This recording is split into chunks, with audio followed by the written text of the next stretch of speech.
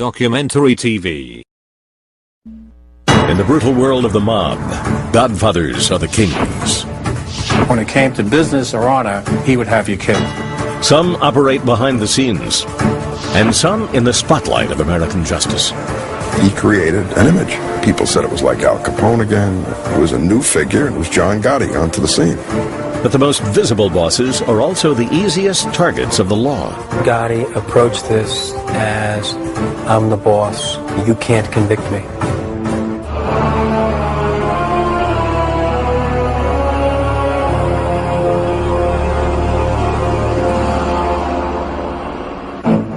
John Gotti, definition of the Mafia godfather. In the late 80s, one of the best-known figures in the country.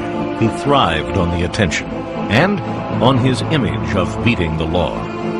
Gotti was boss of New York's Gambino crime family, the most powerful mob clan in the country.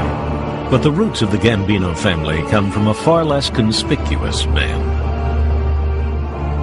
By the time the world got a good look at Carlo Gambino, in March 1970, he was already an old man. Quiet, dignified, grandfatherly, a wry grin etched on his face. The gentle facade belied Gambino's true nature as one of the most brutal and successful godfathers of all time.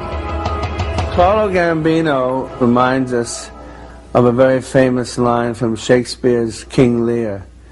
The Prince of Darkness is a gentleman.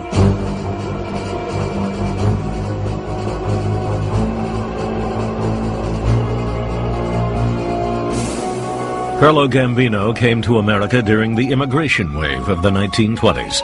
He was met at the docks by cousins who were already members of New York's bustling underworld.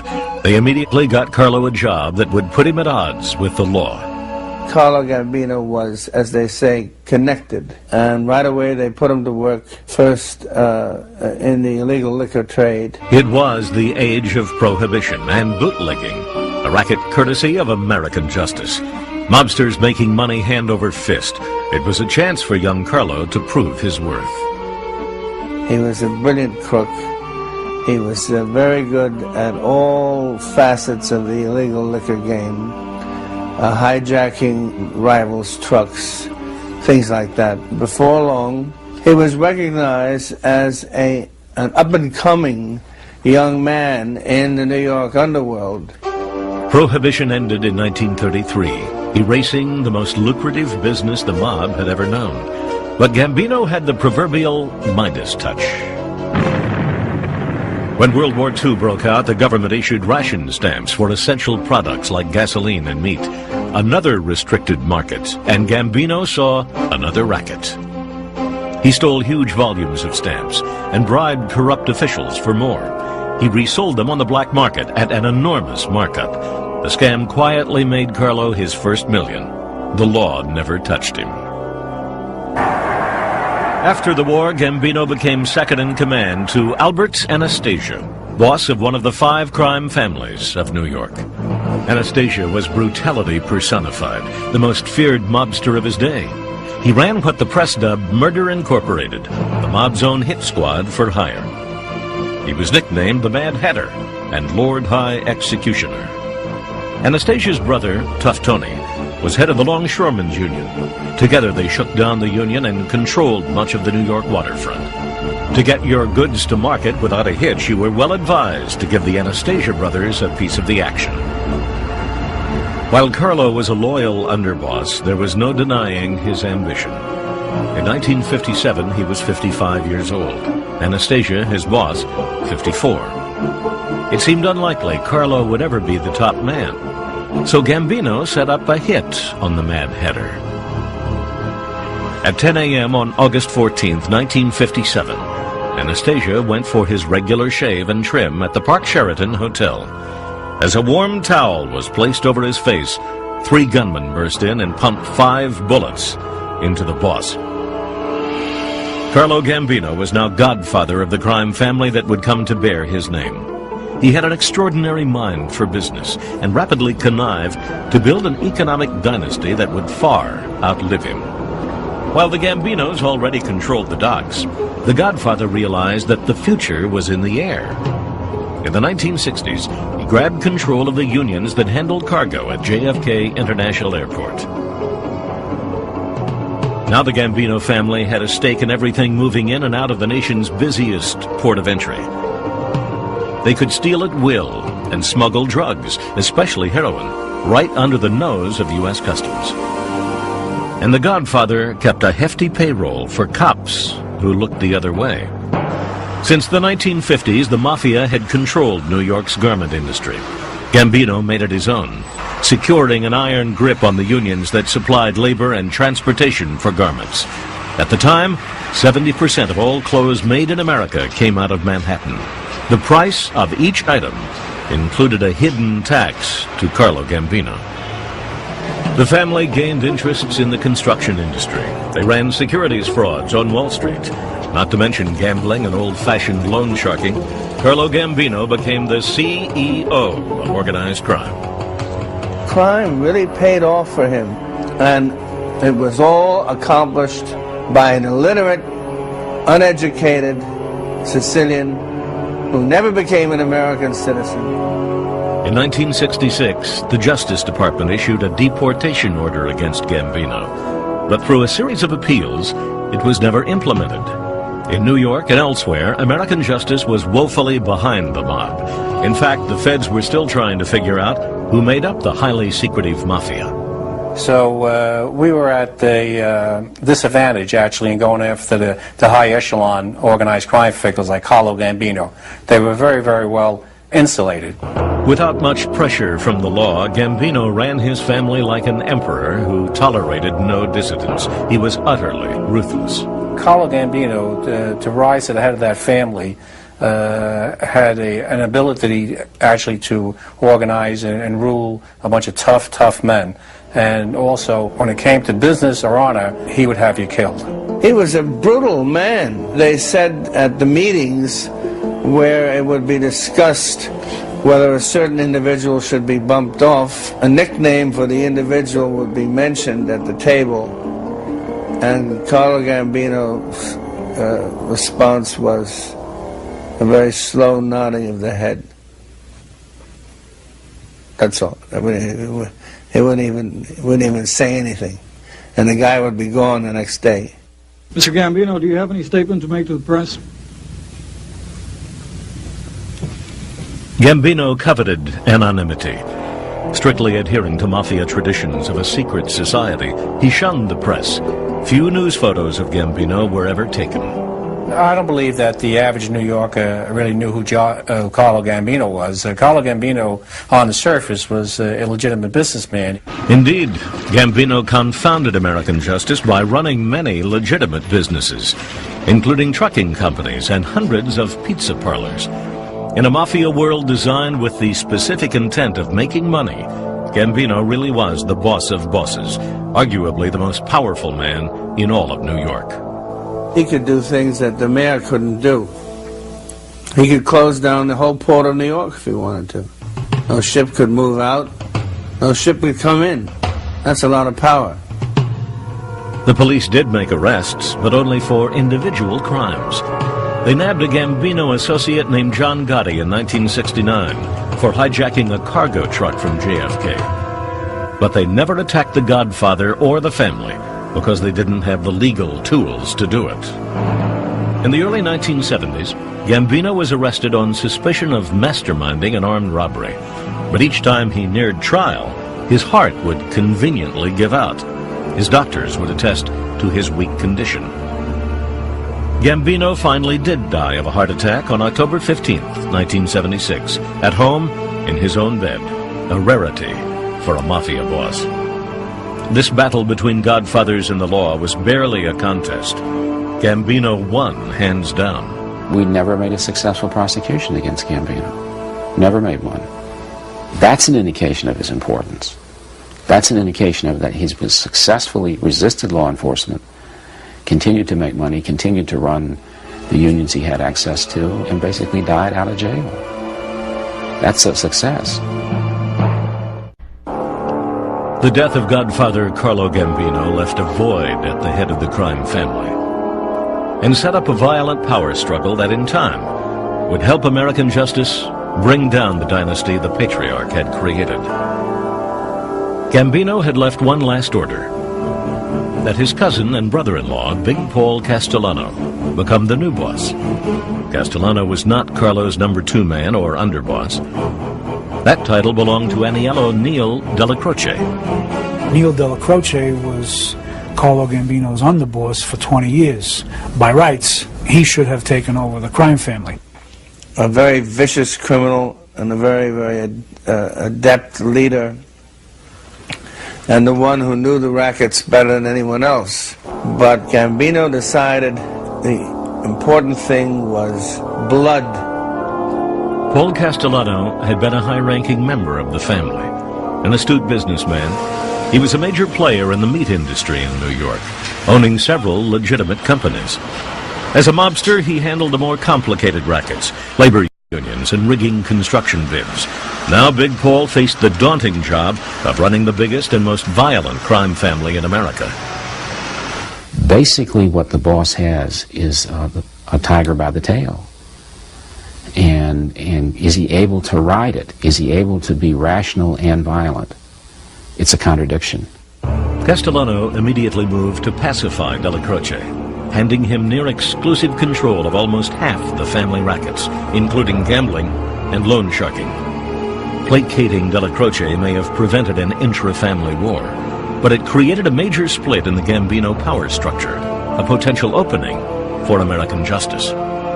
Castellano's wing was dubbed the white-collar wing because it was more sophisticated, was involved in labor racketeering, controlled the garment center. Neil Della Croce was the head of the blue-collar wing.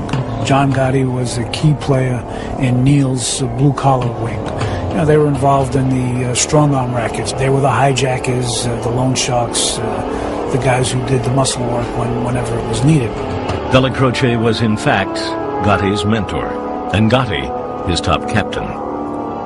The new Godfather had the misfortune to follow a legend into the top spot, a role he wasn't cut out for.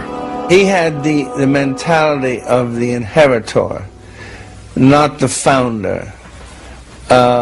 And he wanted to be considered not a crook, but a wealthy gentleman businessman. He was a smart businessman, but he forgot that the reason why he had that clout or that edge was because he had the mob behind him, basically frightening competitors away and making sure that the unions didn't give him trouble. A large, well-dressed man, Castellano had a voracious appetite for reading, women, and food. He frequented not mob hangouts, but respectable Manhattan restaurants like the Spark Steakhouse, where gentlemen businessmen ate. In an attempt to remain viewed as an honest businessman, Castellano retreated from the day-to-day operations of the crime family.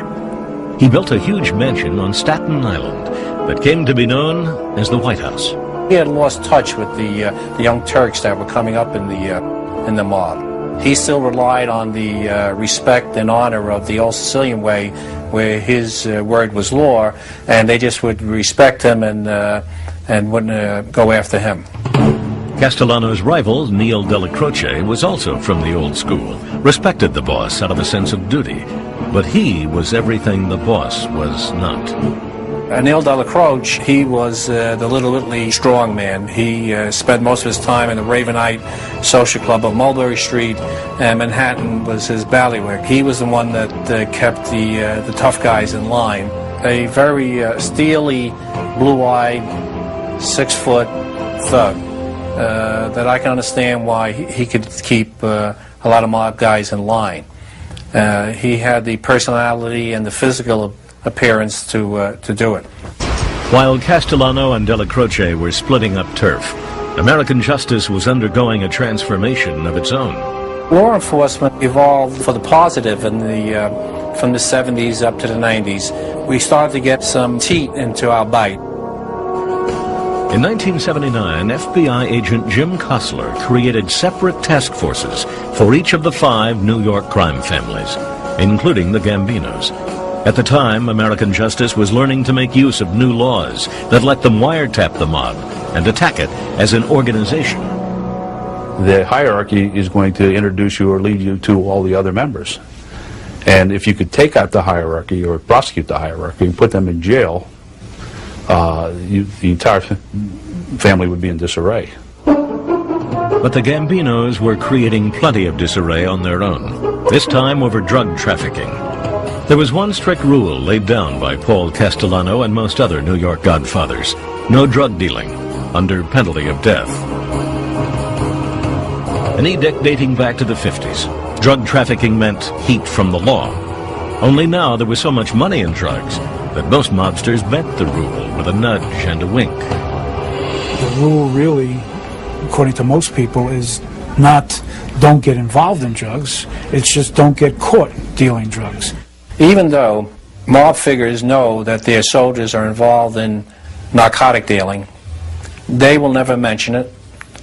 And if their soldiers mention it in front of them, they would get a slap right across the face. You never put a boss in a position where he can be implicated in a conspiracy, and especially when it got to do with narcotics.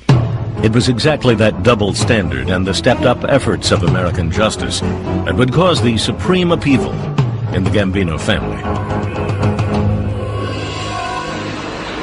In 1983, using information obtained from a bug, police arrested 8 Gambino soldiers for heroin smuggling, including Angelo Ruggiero and Gene Gotti. Both worked for Gene's brother, John. Castellano was furious. He demanded copies of the FBI tapes from Ruggiero. At Neil Delacroce's headquarters in Queens, another bug picked up this conversation, where Ruggiero explained to John Gotti and Delacroce that he would not give the tapes to the Godfather. I'm going to tell you something.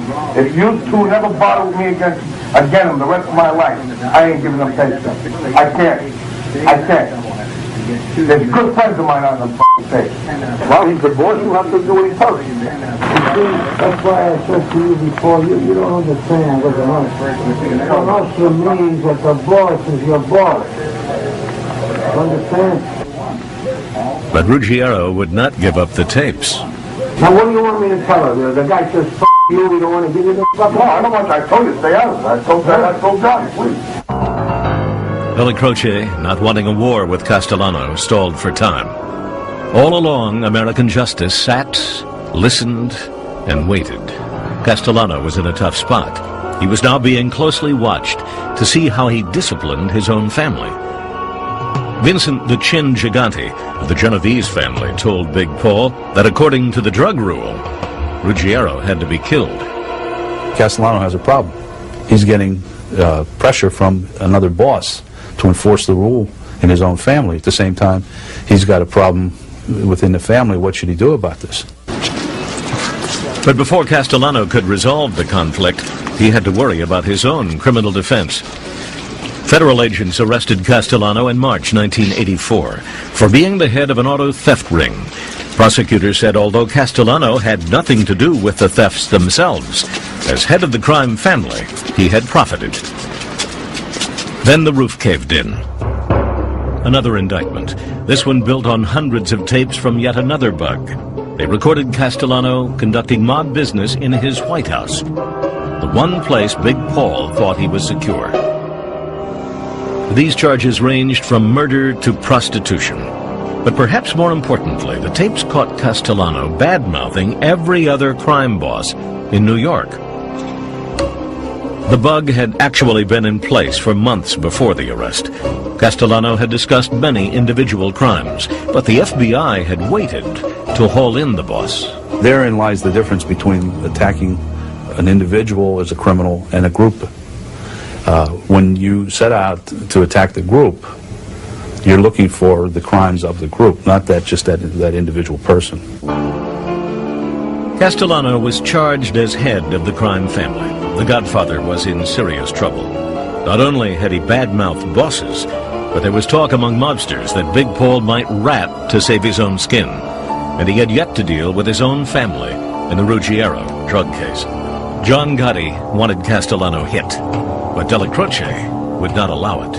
On December 2nd, 1985, Neil Delacroce died of brain cancer at the age of 71. Gotti was now the top man in the blue-collar faction of the family. Within a week, 2 critical events. Castellano missed Della Croce's funeral, a sign of Mafia disrespect that deeply angered Gotti. And then, the Godfather announced to the family that he was breaking up Gotti's drug-running crew and reassigning them. He called Gotti to dinner at Sparks Steakhouse to discuss his future. Gotti felt that this was basically a front, and that he himself was going to be marked for death by Paul Castellano, in part because of the tapes, but in part because he was afraid also that John Gotti was a power and might want to move to the top himself. With Gotti feeling he must kill or be killed, Castellano arrived at the steakhouse for their summit at about 5 p.m. on December 16, 1985. That very evening, mob expert Robert Blakey, who helped write some of the new anti-racketeering laws, happened to be lecturing a group of New York FBI agents on how to use them. And suddenly, every one of their buzzers, their beepers suddenly went off. And they all went in the corner and make some phone calls, and they'll let it come back and say, we can't stay for the lecture. Castellano just got killed.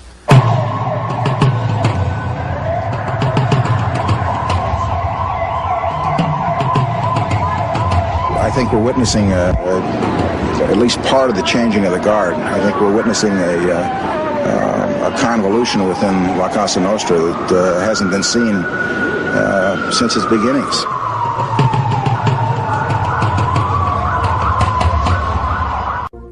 Godfathers, if they weren't being knocked off, were being indicted. The biggest trial involved the heads of 3 of New York's 5 families, the Commission case. Tony Dux Carollo of the Lucchese family, Carmine Persico of the Colombos, and Fat Tony Salerno, who ran the Genovese family.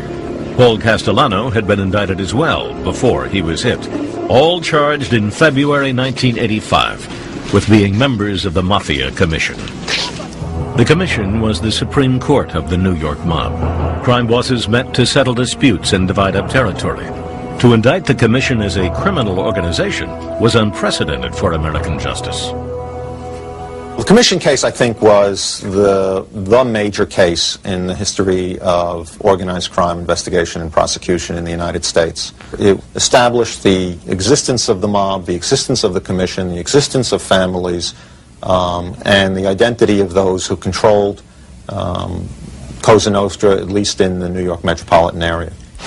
The indictment charged the Commission with construction bid rigging, assuring that the crime families controlled which contractors got lucrative building jobs. Mob bosses would then skim huge profits off the top. A unique case in that it involved very few witnesses.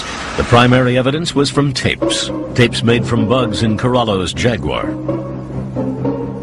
in Salerno's social club, and in Castellano's mansion. When you played the tapes, the 5 families were exposed, the Commission was exposed. You didn't need a witness. It was a very, very difficult case for the defendants. In fact, unwinnable. In January 1986, the heads of the 3 families were each sentenced to 100 years in prison. A defining moment in the war between Godfathers and the law. And within the mob itself. With Castellano dead and the others behind bars, there was a changing of the guard. New leaders with a new set of values. Their predecessors understood that the important thing was the strength and the success of the organization.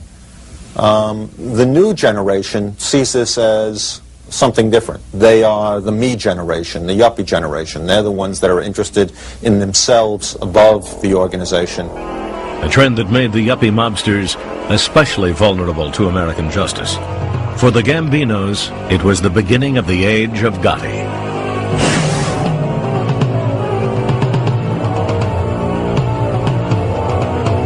You know, I always felt good. He was made for the news media because he reminded them of Al Capone, of the Al Capone days that they read about. They talked about him being like other people, but the truth of the matter is he was his own person, really. He was a new figure, and it was John Gotti onto the scene. Hey, tell me about this. In some psychology courses, they talk about the dominant male. I think he was it in capital letters and underscored. John Gotti grew up in Queens and early on became a Gambino soldier. After 2 years in prison for hijacking a JFK cargo truck, he was back doing muscle work for underboss Neil Della Croce. Gotti quickly gained a reputation as a tough guy. In 1973, a family rival kidnapped and killed the nephew of the aging godfather Carlo Gambino. Gambino swore immediate revenge. John Gotti got the contract to kill the killer. Gotti made the hit, but it was sloppy. There were witnesses. He was arrested. The family hired renowned defense attorney Roy Cohn to defend their man. Cohn bargained the murder rap down to 2 years. By 1979, American justice had its eye on Gotti. He was the top capo, or captain, for Neil Della Croce, directing a crew of wise guys.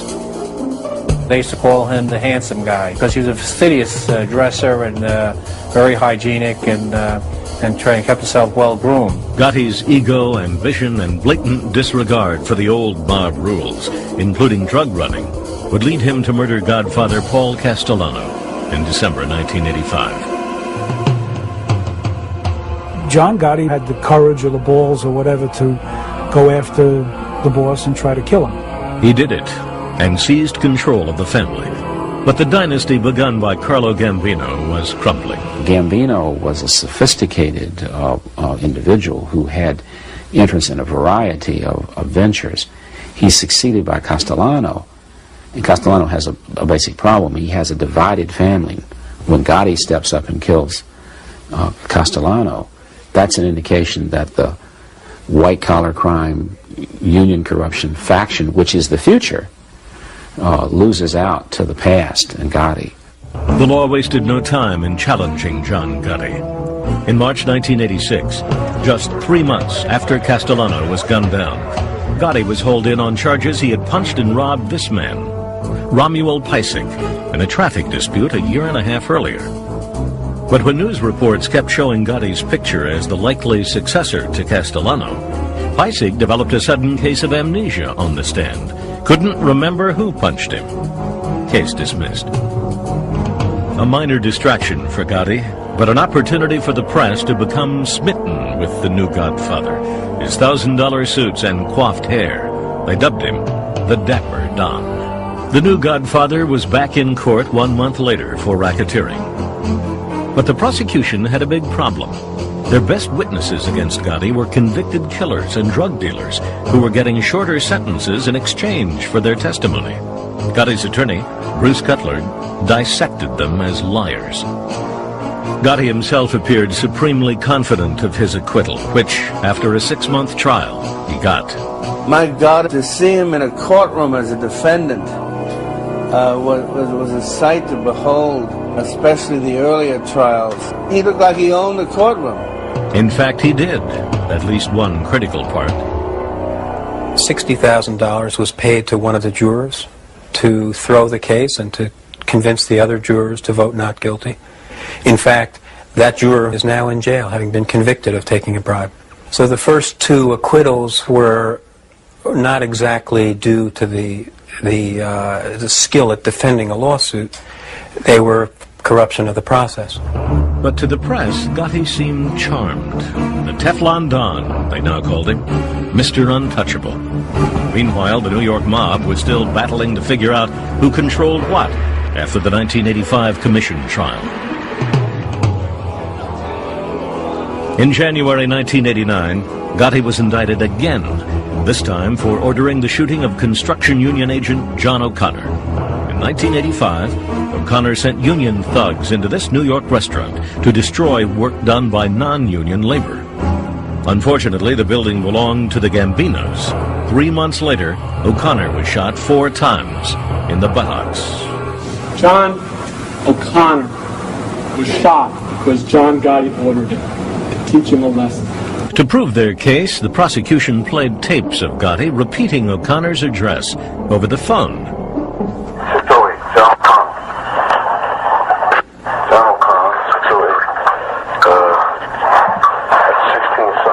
And then a garbled sentence the prosecution said was, "Bust him up."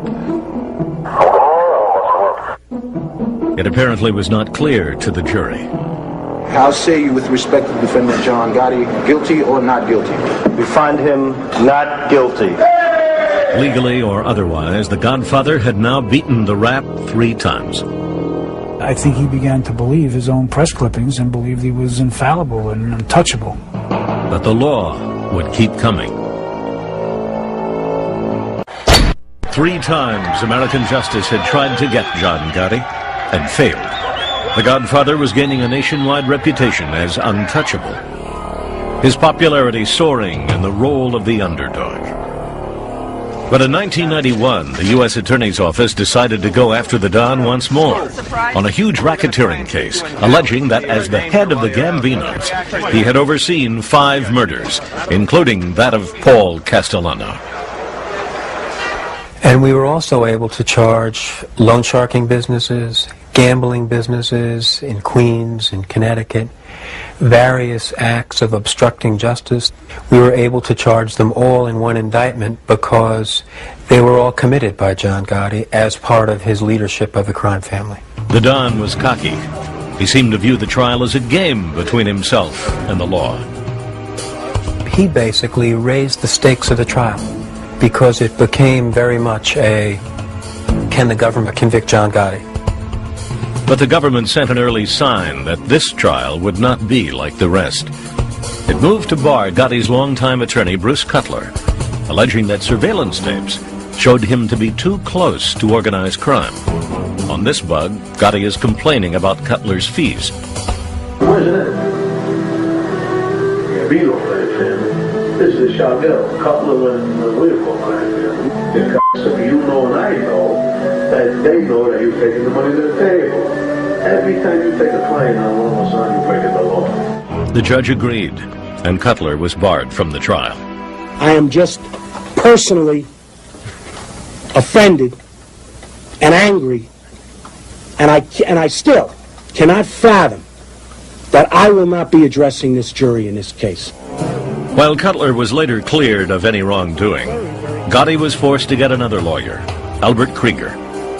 The prosecution then asked for and received a sequestered and anonymous jury. No names would be released, only juror numbers. An unusual request, but one the prosecution argued was necessary, given Gotti's history of intimidating jurors and witnesses. Security around the courthouse was also heavy. All these measures, argued Albert Krieger, sent the jury a message. That is physical evidence without benefit of confrontation.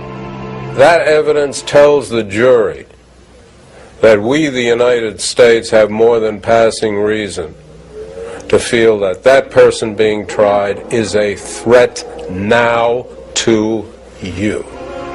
The heart of the government's case came from a bug in a small apartment over the Ravenite Social Club, Gotti's headquarters. There, Gotti, his underboss, Frankie Locascio, and consigliere Salvatore Sammy the Bull Gravano had met, often for nothing more than socializing. One popular misconception about organized crime, about gangsters, is that their day-to-day conversation is really exciting and interesting. It's not. I mean, they talk about horses and the Yankees and their girlfriends and the pasta. They know enough not to talk about criminal activity in the club itself because they know over the years we bug clubs. To discuss business, Gotti and his partners would go outside and walk around the block where they knew they could not be taped. But 5 times in the winter of 1989, Gotti had slipped and talked about family matters inside. 5 damaging conversations. John Gleason was the lead prosecutor. His strategy? First prove the existence of the crime family and that Gotti ran it. He went right to the tapes. Gotti had spelled it out, even using the Mafia reference to itself. Cosa Nostra, literally, our thing. This is going to be a Cosa Nostra when I die. It'll be an hour from now, it'll be tonight, or 100 years from now when I'm in jail. It's going to be a Cosa Nostra. It'll be the way I say it's going to be a Cosa Nostra.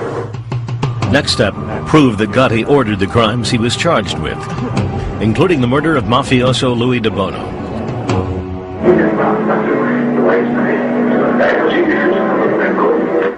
He talked about turf. When someone made the mistake of opening an unauthorized gambling operation, Gotti sent this brutal warning. You come this punk, I'll meet John Gotti, and I will sever your mother head off, you sucker. Even Gotti's lawyer, Krieger, calls the tapes a smoking gun. It's like pretending that Mount Everest is not before you when you stand in Nepal. It's there. The bugs also provided an insight into Gotti's management style. On one tape, he makes preparations for his consigliere, Sam Gravano, to become acting boss if he himself were sent to jail. So I'm asking you, how you feel? You want to sing us through the year? Or you want me to make you official underboss, acting boss? How do you feel? What makes you feel better? You hear the real John Gotti on the tapes that we made. He was a brutal, murderous boss, but he was also capable of great charm in dealing with people. He wasn't boss of that family for nothing. He knew how to deal with people and manage people. Gotti had been indicted on the tapes alone, but 10 weeks before trial, the government acquired an equally damaging weapon. Gotti's co-defendant in the indictment, Sam Gravano, wanted to make a deal. Facing life in prison if convicted with Gotti, Sammy the Bull would talk for a reduced sentence and entry into the witness protection program. When Gotti first heard Gravano would turn, he was devastated. That was about 2 o'clock in the morning, and as soon as he could get to a phone, he was calling around. He called his brother Pete in Queens, and he called others to let them know what he had heard and to check it out and make sure it had happened. He knew he was dead meat if it were true. It was. In his 1992 racketeering and murder trial, John Gotti was already reeling from incriminating bugged conversations. But the Godfather took another blow when his right-hand man and confidant, Sammy the Bull Gravano, decided to save himself from life in prison and testify against the boss. Gravano was the biggest mob figure to turn for the government since Joe Valachi first blew the lid off the Mafia secrecy in 1963. A betrayal punishable by death. What I'm telling you, what I'm exposing to you and the press and everybody, this is my doom.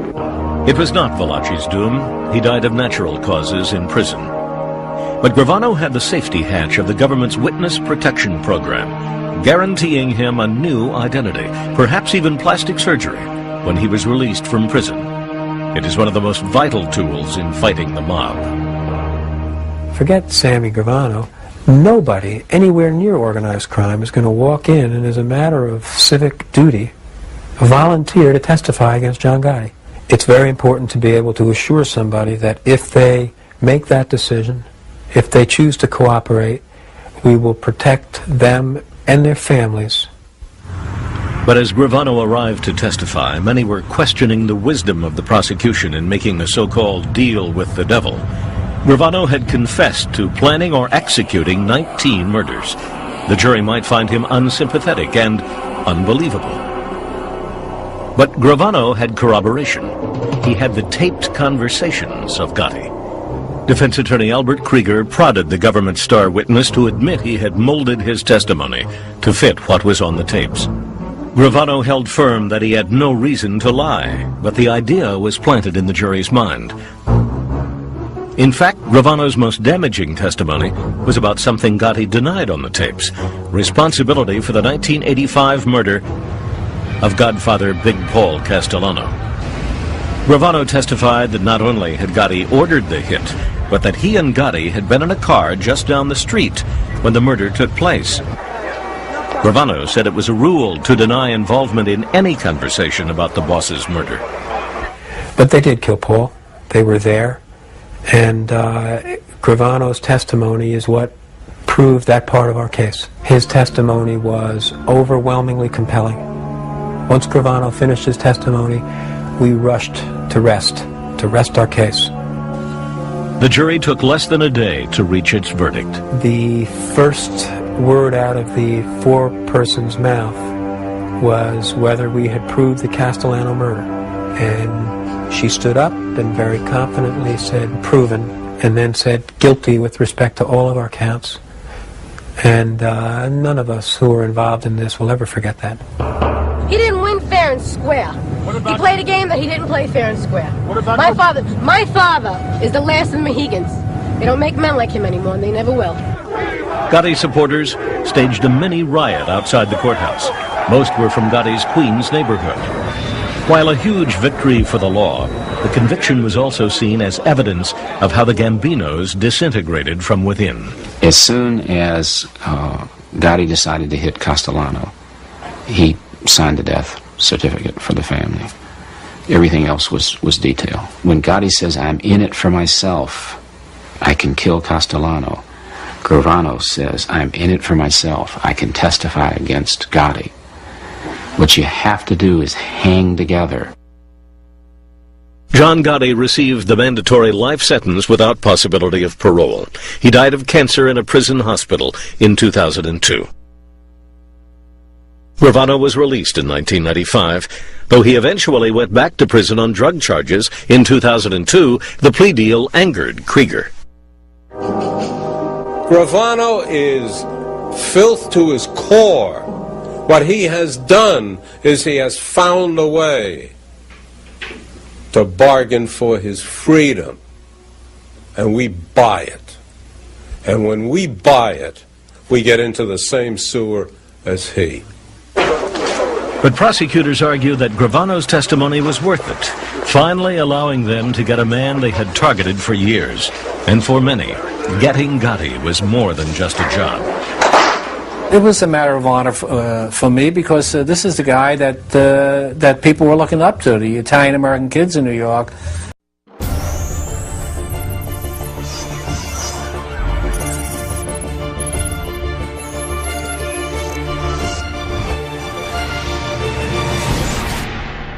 Documentary TV. We'll start dressing like John Gotti, all acting like John Gotti. I'm Italian-American, and I believe that these people should be looking towards people like me to be respectful of, and not John Gotti. Lawman versus the Godfather. You know, I'm here speaking to you, but John Gotti is spending the rest of his life in jail. American justice had beaten the Godfather, but the impact of convicting a single individual remains in question. This is not the James gang that once Jesse and Frank are killed, the James gang dissipates. These were put up into organized crime units with a commission, and you can see a continuity over time in the organization that transcends any one individual. And yet, a single individual is still remembered for creating the organization. Or quits. 1930. New York City, gripped in its bloodiest gangland war ever. The casualties littered the streets of Manhattan and Brooklyn. Eventually, one man would emerge from this chaos and bloodshed, Charles Lucky Luciano. His rise to power was a model for all the Godfathers who came after him. It was also a model for American justice in its war with the Godfathers. Born Salvatore Lucchini in 1897 in Sicily, he and his parents immigrated to New York in 1907. Within months, young Charlie was on the streets, stealing from stores and pushcarts. By age 14, he left home, quit school, and started running with the infamous 5 Points Gang, a kind of finishing school for future mobsters, including Al Capone. Early on, Luciano passed his first test of gang loyalty. Busted on a drug charge, he refused to rat on his partners in crime. He had kept the gang's code of silence. As his rap sheet got longer, he held to that code, keeping the law at bay and fellow mobsters safe. Upon Lucky's release, the 5 Points Gang made him a full member. He earned the nickname Lucky through his uncanny ability to evade arrest and his phenomenal skill, or luck, at gambling. By 1920, Luciano had joined another local gang, headed by the notorious Joe the Boss Masseria. Lucky muscled his way into the prostitution racket.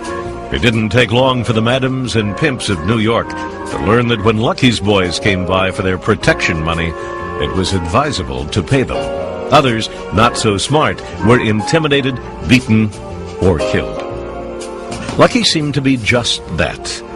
Until one night in October 1929, Luciano was on the docks inspecting a dope shipment when he was jumped by 4 men and thrown into the back of their car. Their leader, Legs Diamond, wanted to get rid of Lucky and take over the brothel business. For the next several hours, as the car cruised the streets of Brooklyn, Luciano was beaten, stabbed, and slashed, and finally dumped on a deserted street and left to die. But somehow, Lucky survived, and quickly exacted his revenge. Over the next year, members of the Legs Diamond gang began to disappear. Finally, on December 18th, 1931, Legs himself was gunned down. Luciano had now passed a second test on his way to becoming a godfather, the willingness to use violence to enforce his authority. By 1930, Lucky's boss, Joe Masseria, was locked in a violent struggle with Salvatore Maranzano for control of New York. Street warfare, drive-by shootings, a mob-killing field. Police were helpless to stop it. It was a war that provided Luciano with a chance to demonstrate the supreme mark of a godfather, cunning. In a classic example of mob treachery, Luciano lured his boss to his favorite restaurant, Scarpato's, in Coney Island. After the meal, Lucky excused himself to wash his hands. Minutes later, 4 hitmen made sure it would be Masseria's last meal. Lucky now sent word to his boss's bitter foe, Maranzano, called for a meeting, and made peace with him. But Luciano was just biding his tongue. On September 10th, 1931, hitmen acting on orders from Luciano entered Maranzano's offices near Grand Central Station. They shot and stabbed him to death in his foyer. Charles Luciano had killed and connived his way to the top. His word was law in the underworld. He was universally respected because he was so feared. He had killed off all his enemies without a qualm. Now Luciano had the power to put his ideas into action and create a mob organization that would test the limits of American justice. Whether in gambling or the numbers racket, Luciano broke new ground because he was willing to do business with non-Italians. Men like Meyer Lansky and Benjamin Bugsy Siegel, as long as they made him money, they were in. What Luciano did for traditional Italian, Sicilian organized crime is Americanize it.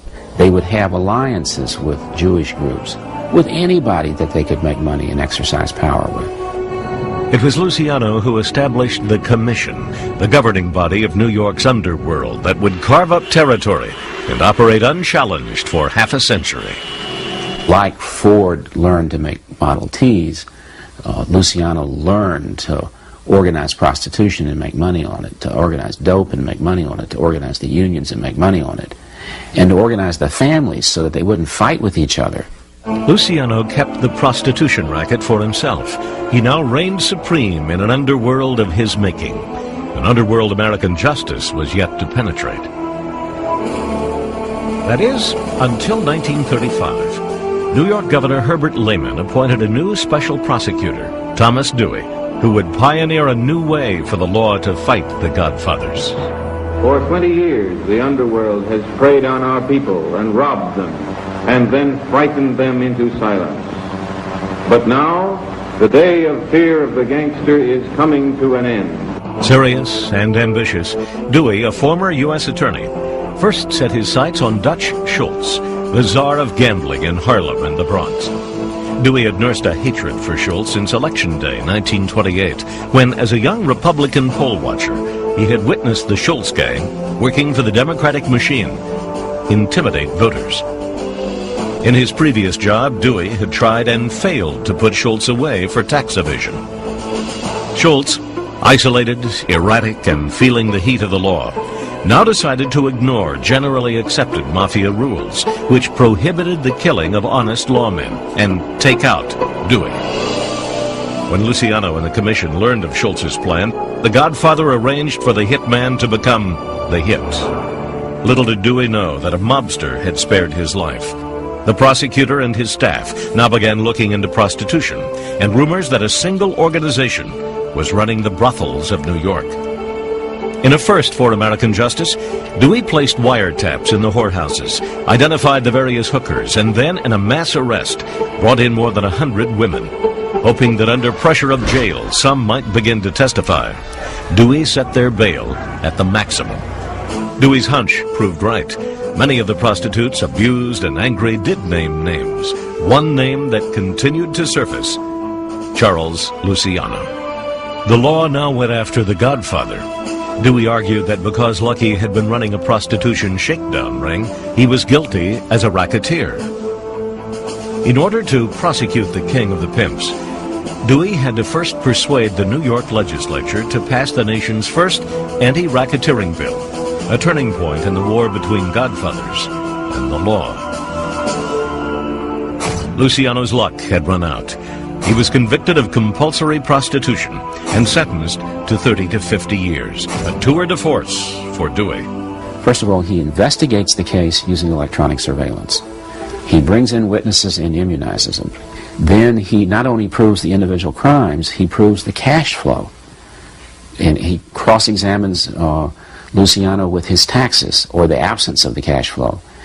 And then he's able to try Luciano not individually for a single offense, but for the group of the offenses, for being a racketeer, exactly what he was. Following Lucky's conviction, Dewey soon retired from the war against the mob. He became governor of New York, then ran twice unsuccessfully for president. In the meantime, Dewey pardoned Luciano in 1945. The Godfather had spent World War II in jail, but supposedly provided intelligence to the military as the Allies were planning their invasion of fascist Italy. Yet the condition of Luciano's release was deportation to his native Sicily. Lucky died of a heart attack on January 26, 1962, at the airport in Naples, as he was about to meet with a Hollywood producer to discuss making a film about his illustrious career as a Godfather. Las Vegas mob insider Ed Becker is among those who suspect that Lucky's old friends, fearful of what he might reveal, accelerated his demise. I'm not a conspiracy buff, but he was about to do a movie. He was meeting somebody, a producer in the airport, to sell him his movie rights, and he died. He had one drink and walked across the floor and dropped dead. Well, you know, the Borgia drink, they call it. A little sip of arsenic, a little old lace, and away you go. The most successful Godfathers have been the ones who, unlike Charles Luciano, eluded American justice. The mobsters have a clear edge when the law is not crusading against them. That was the case during World War II. With America's focus overseas, the law, including FBI Director J. Edgar Hoover, paid little attention to organized crime. Hoover even denied there was a mafia. That was fine by this man, Anthony Accardo. He was not looking to get his face in the newspaper as he quietly consolidated his power within the Chicago underworld. When Accardo became the boss in 1944, he really walked into a situation where nobody was looking over his shoulder. There was no law enforcement agency that was doing anything really about organized crime. Accardo's rise was similar to that of many Godfathers of his generation. Born near the turn of the century, he grew up in the heart of Chicago's Little Italy. By the middle of the Roaring '20s, Accardo had become a chauffeur to the world's most famous mobster, Scarface Al Capone, a critical role, according to Mafia expert Edward Becker. Accardo was a chauffeur. All the big guys started out as chauffeurs to the boss. And that's how they became the boss. They knew all the secrets, they knew all the places, and that was Accardo. One secret which Accardo would take to his grave was the truth about his alleged role as one of the 5 hitmen who, on Valentine's Day, 1929, gunned down members of the rival Bugs Moran gang in a Chicago warehouse. A hit which sealed Capone's grip on the city's crime syndicate, known as the Outfit. Soon Accardo became one of Capone's enforcers, earning the nickname Joe Batters for his proficiency with a baseball bat. The reason they called him Joe Batters was that he would batter his opponents into submission. He was a feared man, no question about it. As with Luciano, Accardo traded on his reputation for brutality to claw his way to the top. When the law caught up with Capone in 1931, and he was jailed for tax evasion, Accardo won control over the outfit's gambling operations in Chicago and Florida. By the end of World War II, Tony Accardo was the undisputed boss. Unlike New York, where the Gambinos and other families competed for control, the Chicago outfit was ruled by one family and one godfather. Accardo's power was grounded in fear. Stories about his brutal nature became legendary, including one about a jewelry heist in 1978. There had been a break-in, a burglary by outfit burglars at a jewelry store in the near North Side. The owner of that jewelry store apparently was a friend of Accardo. He complained to Accardo that these guys had come in unauthorized and had stolen this loot, this swag. So the swag was taken to Accardo's home in River Forest and kept there in the basement, to be returned eventually, apparently, to the jeweler. Then the burglars decided that they had been wronged, and so when Tony Accardo had left for Palm Springs in January, early January, they robbed his house. When Accardo found out about it, one FBI source told me that his informant said the old man, he had never seen the old man so angry. Their throats were slashed, their faces were burned off with acetylene tortures, they were castrated, tortured in other words, before they were killed, and then all placed in trunks of their cars and found throughout the Chicago area. Nobody fooled around with Tony Accardo. Now, that's incredible power. There's nobody in the city of Chicago today can say my house shall not be burglarized, and if burglarized by accident, the property shall be returned, and that there'll be a death penalty imposed for burglary. That's power. Accardo, like Carlo Gambino, kept a low profile. But in the 1950s, Senate hearings woke the country to the existence of organized crime and its infiltration of American life. The first hearings, led by Tennessee Senator Estes Kefauver, were also the nation's first live TV event. The public watched in awe as gangsters like Frank Costello of New York testified. You must have in your mind some things you've done that you can speak of to your credit as American citizens. If so, what are they? Paid my tax. Tony Accardo's appearance was marked notably by what he didn't say. He took the fifth 144 times. In 1956, Senator John McClellan of Arkansas called Accardo before his committee.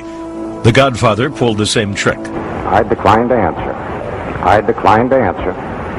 I decline to answer. They brought Tony Accardo before it because he was the man. And again, they didn't lay a glove on him. Or more to the point, couldn't lay a glove on him. No one would rat. Obviously, it was very difficult to, particularly in Accardo's heyday, to get anybody to testify against him. It was a one-way ticket to cement shoes, probably, if you did that. As the #1 target. Federal efforts were also lagging behind because FBI Director Hoover still stubbornly refused to acknowledge the mob's existence. But he would soon be forced to change his mind. November 14th, 1957, in the upstate New York town of Appalachian, police broke up a secret meeting in this house of over 100 mob leaders from across the country. The first hard proof of a national organization of crime. Tony Accardo was not at the Appalachian Summit. Months earlier, wanting to get out of the public spotlight, Accardo simply resigned. Leadership was quietly turned over to his hand-picked successor, Sam Giancana. Yet it was clear that the Big Tuna, as Accardo was known, was still calling the shots. A clever move. Mob busting was fast becoming a national priority. FBI Director Hoover was now compelled to launch his Top Hoodlum program, THP. Bill Romer was a charter member of the Chicago THP team. We were novices. We knew nothing at all. It was like a primer. We were in the first grade, and we knew nothing at all about who these guys were. In the 1950s, federal laws allowing bugs and phone taps were not yet on the books. So American justice suffered from an appalling lack of legal weapons for a war against the Godfathers. But Hoover cited national security as a pretext to eavesdrop on the mobsters anyway. The FBI boss gave Romer and his team their marching orders.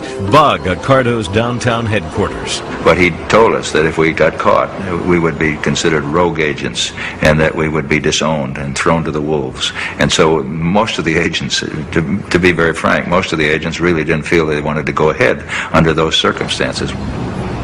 On the second floor of this building, the agents cautiously planted their bug. They called it Little Al, after Al Capone.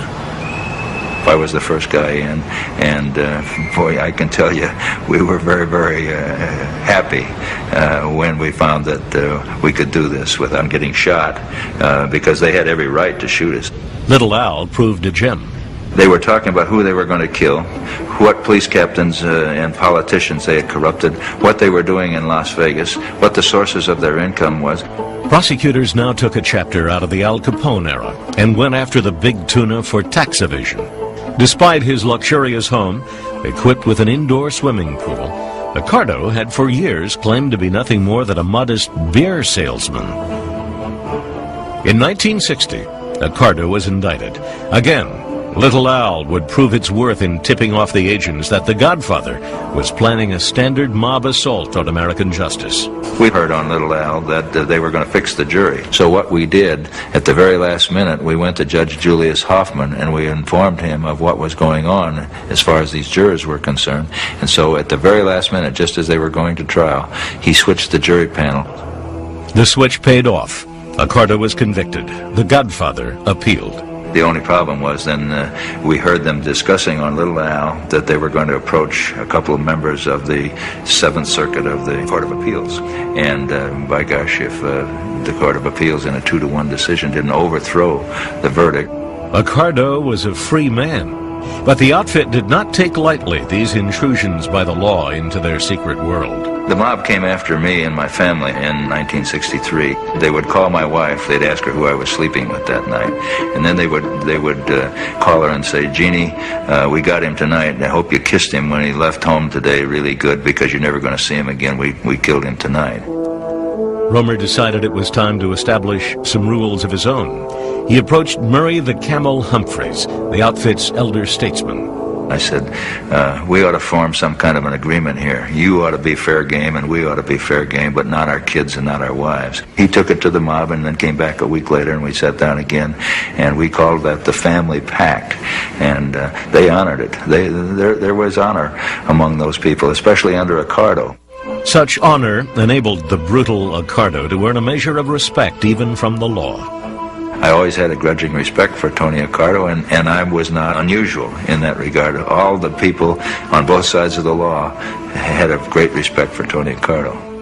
From 1960 to 1982, Accardo remained as the outfit's chairman of the board, consulted on all matters but not running the show directly. Law enforcement left the aging Godfather alone. Then the feds decided to take one more shot at Accardo. He and other mobsters were brought to trial in Miami on racketeering charges. Everyone was convicted, except the big tuna. We caused him a lot of anguish, I think, but I don't think I know that we never got him. We never fulfilled our desire to put Tony Accardo away. By 1984, Accardo was 78 years old. Time was running out for the feds. One last Senate Committee on Organized Crime called him in. And of course, some people said if he talks, then he himself could be hit. But Tony Accardo was no patsy. We have information which may be said to be general public information that you headed the Chicago Organized Crime Syndicate for many years. Isn't that true? No, sir. That is not true? No, sir. Have you ever been associated in any way with any illegal activity? Yes, sir. Sir? What were those illegal activities? Huh? What were those activities? I gambled.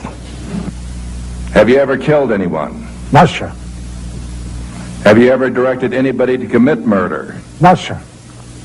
What was your association with with Al Capone? None association at all. Just friendly. Hello, and how are you?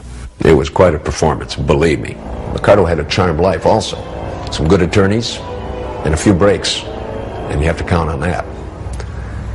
But that's incredible. When you realize that he was an organized crime figure from the 20s until really, I guess, the day that he died in 1992, and was under the tremendous target by the federal government, is quite a story. In January 1951, witnesses are paraded before a U.S. Senate Committee on Organized Crime. Among them, 41-year-old Godfather Carlos Marcello. Before a national TV audience, the mob czar of Louisiana sat majestically, refusing to reveal a thing, not even his age or date of birth. Unamused by Marcello's arrogant treatment of American justice, Senator Estes Kefauver cited the Godfather with contempt.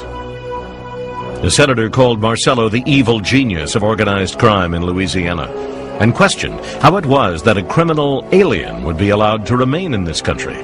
In doing so, Kefauver set the stage for a confrontation that would pit the little man of the South against the power of a president and his brother, the Attorney General. But before that historic confrontation, Marcello spent 30 years building his empire with impunity. The New Orleans mob, isolated from the crime families of New York, was used to playing by its own rules. That began to change by 1930, when New York's crime-busting mayor Fiorello LaGuardia kicked mobster Frank Costello and his illegal slot and gambling machines out of town. Machines are owned and operated by the gangsters and racketeers. They derive a very lucrative income from them. Have been for years. Now I'm going to stop it. Looking to relocate, Costello allegedly cut a deal with legendary Louisiana Senator Huey Long. Long would let Costello bring his slot machines into Louisiana in return for 10% of the take. Costello enlisted Marcello to strong-arm the bars and restaurants of New Orleans into using his gaming machines. Marcello was also running a lucrative marijuana ring. Busted in 1938, Marcello used his mob and political connections to get off with a brief 9-month sentence and a $400 fine. He learned very early in life that politicians were greedy and could be paid off and you could get away with anything. A vital part of Marcello's mob education, keeping the law at arm's length for decades to come. In 1947, at age 38, Carlos took over as head of the New Orleans mob. Like every successful godfather, he ruled with brutality. If someone crossed him, he would get severely clubbed over the head by Marcello's henchmen, and his body would be put into a bathtub of lye, and it would decompose in there, and then they would dump the decomposed liquid into the swamp, and the story got around that if you crossed Carlos Marcello, that would be your fate. Marcello didn't worry about the law. In 1953, the feds issued an order to deport him, since he had never become a U.S. citizen. Just like Carlo Gambino, Marcello managed to ignore it. He set up his headquarters in his newly acquired motel, the Town and Country. A sign above his office door read, "3 can keep a secret if 2 are dead." With the money Carlos earned from his gambling and drug rings, he financed a vast and complex array of operations, many of them legal. But it was primarily power, political power, which Marcello sought. In his quest to gain influence, the 5'2" Godfather stood tall, with his literal deep pockets. He had a foot-long trouser pocket and one pair of trousers, in which he could carry as much as $20,000, $30,000 in bills. I could see this hand go, and it looked like it was going down to his knee, and pulls out this big roll of bills, and he peels off 5 100s. And he would just go around reaching into that deep pocket and just pay off everybody, policemen, judges, in cold cash. Marcello corrupted practically every public official in the state. But in 1959, his fortunes began to turn. In March, Congress once again called him to testify. Robert F. Kennedy, chief counsel to the McClellan Committee, grilled Marcello to no apparent satisfaction. These men who, in the last analysis, control the vice and the corruption within this country, and who have so far been immune to prosecution almost since the days of Al Capone. He drove Bobby Kennedy out of his mind by saying, "I can't answer that question, Senator." In his unique Cajun drawl and with a scowl on his face, Marcello had refused to answer any of the questions put to him. Then one of the senators on the committee said, how in the name of God have you been allowed to remain in this country 8 years after you were officially deported? And Marcello's response was, I really wouldn't know, sir. I don't know anything about that. The little man had taken the fifth at least 66 times.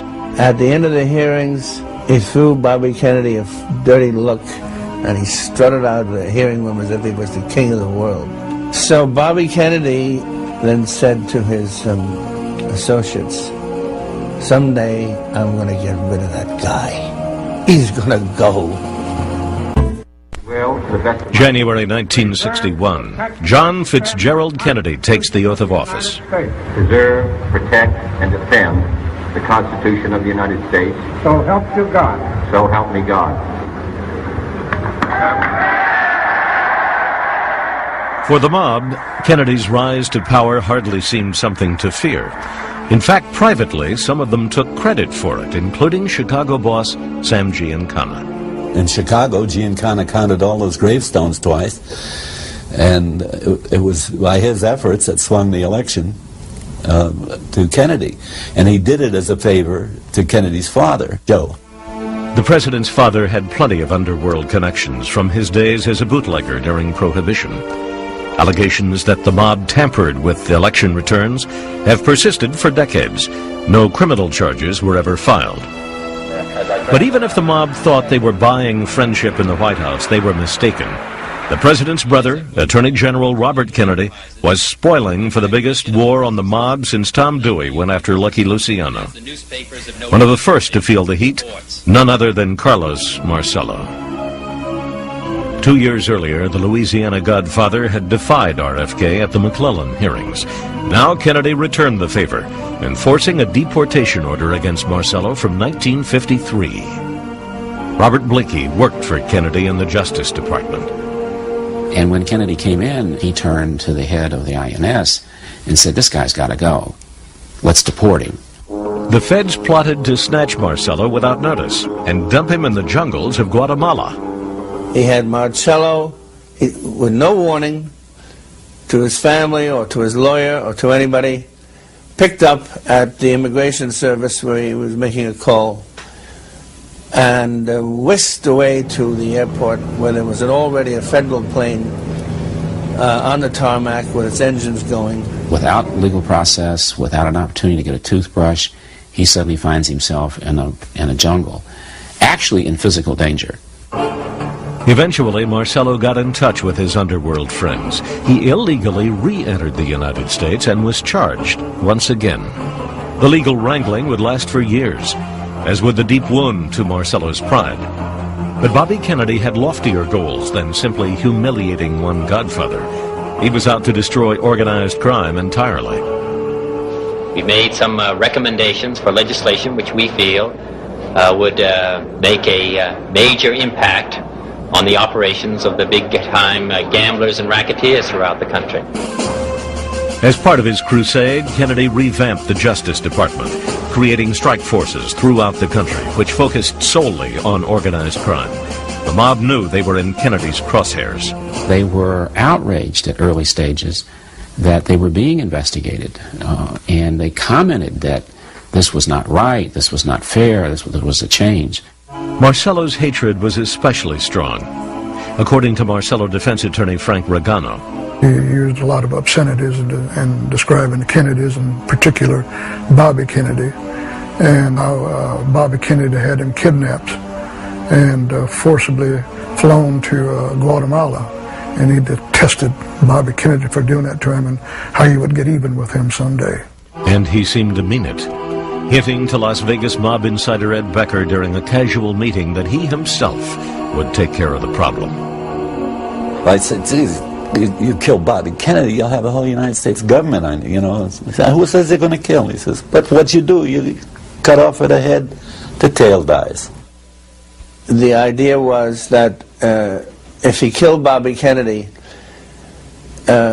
the president would probably call out the National Guard, but Marcello reasoned that if she killed President Kennedy, it would completely neutralize his brother.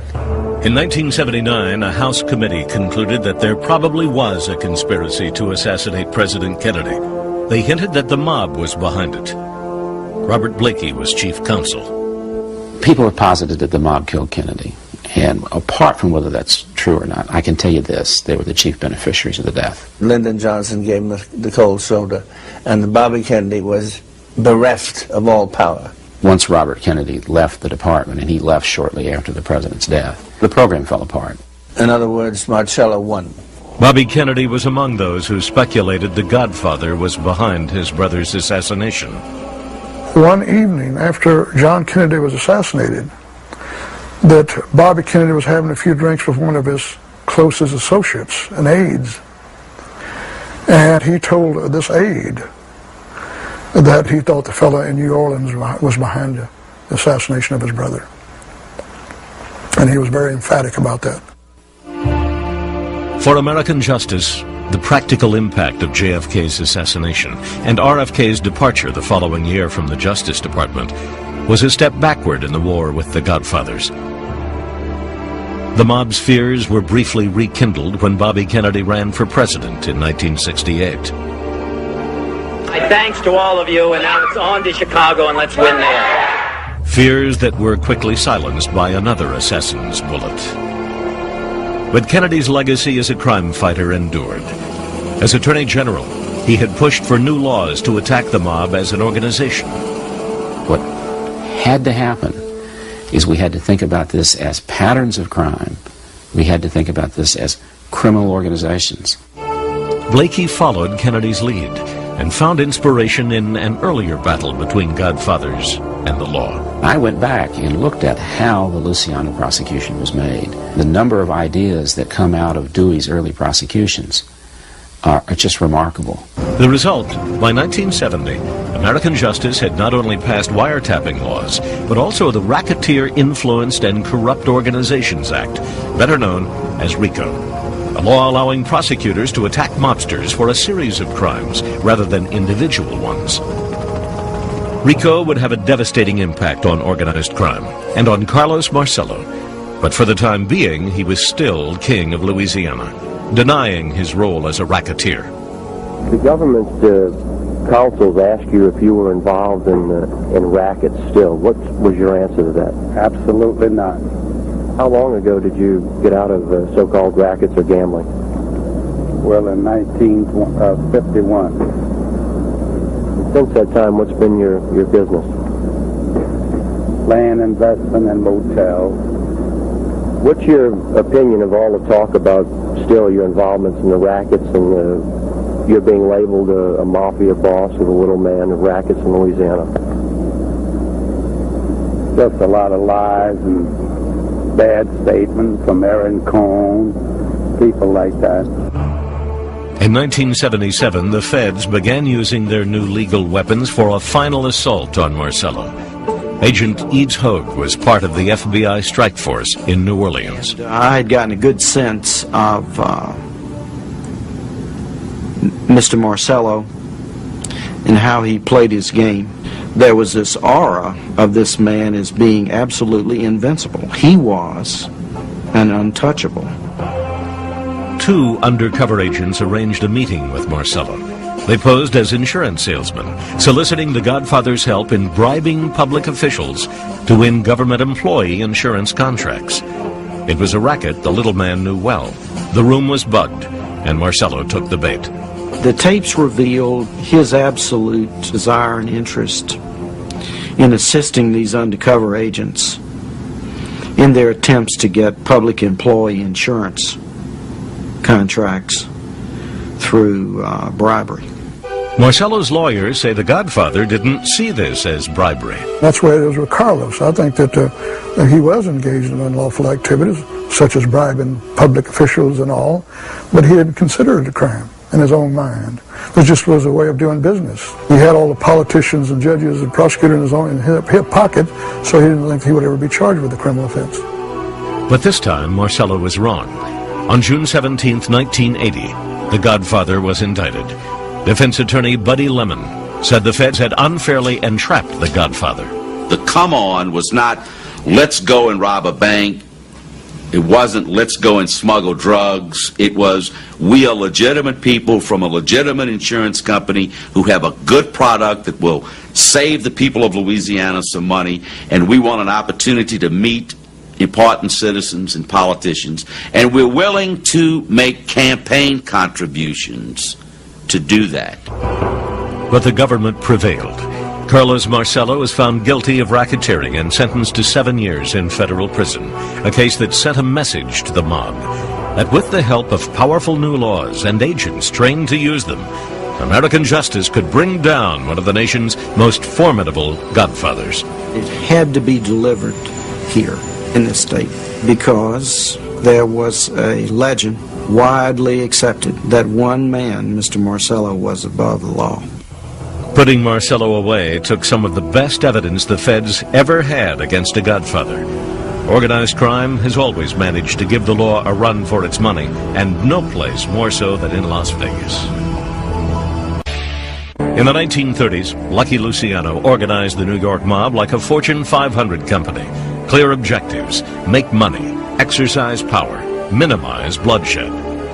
As godfathers around the country took those lessons to heart, one city came to epitomize the mob's ability to succeed in business: Las Vegas. The underworld meets the upper world. Suckers fly in from everywhere, lose money, get drunk, and happily line the pockets of every godfather in America. Everyone knew the mob was skimming profits from the casinos, which they controlled but never technically owned. Ed Becker handled public relations for the Riviera when it was under the control of the Chicago outfit. They, skimmed and laundered. They would have their own man in on the count. In those days, they didn't have officials in on the count. Well, the count was always off. Mob figures throughout the United States had points in the skim, and the money was taken by couriers from Las Vegas to the various places in New Jersey and Chicago. The rise of Vegas is the ultimate tale of mob entrepreneurship. In the 1940s, the dashing New York mobster Bugsy Siegel dreamed up the idea of transforming the sleepy desert town into a glittering resort. He borrowed millions in a deal with his old mobster pals back east, Meyer Lansky and Lucky Luciano. Bugsy built his dream hotel and casino, the Flamingo, named after his girlfriend, Virginia Hill. Her nickname was Flamingo on account of her long legs. Only problem was, Bugsy, the natural-born killer, made a crummy businessman. While he was building the Flamingo, they were double billing him, the construction people. He'd pay for 500 palm trees shipped up from California. They'd steal them and then deliver 500 more the next week, and the same palm trees were going back and forth. The casino lost money. Bugsy was also a bit unstable. Because somebody said hello to Virginia Hill, he's going to shoot him. Well, Lansky is too bright for that, and the mob was too bright to have a loose cannon on the strip in Las Vegas. And he wasn't going to make them any money, they could see that. So on the night of June 20th, 1947, Bugsy was sitting in the living room of his girlfriend's palatial home in Beverly Hills when hitmen, presumably sent by Lansky and Luciano, shot and killed him. One of his eyes blown clear out of his head and across the room. Business as usual for the mob, and a turning point for Vegas. That very night, a gambling boss named Gus Greenbaum, also acting on mob orders, walked right into the Flamingo and simply took over. The mob was determined to make good on its investment, and they did. In 1958, the mob suggested that Greenbaum retire. He refused. A bad move. They took my boss and cut his throat and cut his wife's throat down in Phoenix because he wouldn't retire. And I realized this isn't a game. These people are very serious. And I didn't want to be in that game. In the 1960s and 70s, tighter gaming regulations and a crackdown by the IRS made it more difficult for the mob to take its regular skim from the casinos. So the mob did what all good businessmen do in such circumstances. They sold out. One of those who bought in was billionaire Howard Hughes. We became corporate after Howard Hughes took over. If he did anything, he changed it into a corporate town. and that's how it is today. Large corporations have bought these casinos, and they have bureaucratized them. When the market demands family entertainment run by large corporations, there's no place for the mob in the same way. Las Vegas is not the only place where the old mafia has lost control. Because over the decades since Lucky Luciano organized the mob, the law has proven itself a worthy adversary. From Thomas Dewey putting Luciano away for running a prostitution racket, to Bobby Kennedy declaring war against Carlos Marcello, American justice has learned to wage war on the Godfathers. We now have the tools. We now know how to do it. I think it's fair to say that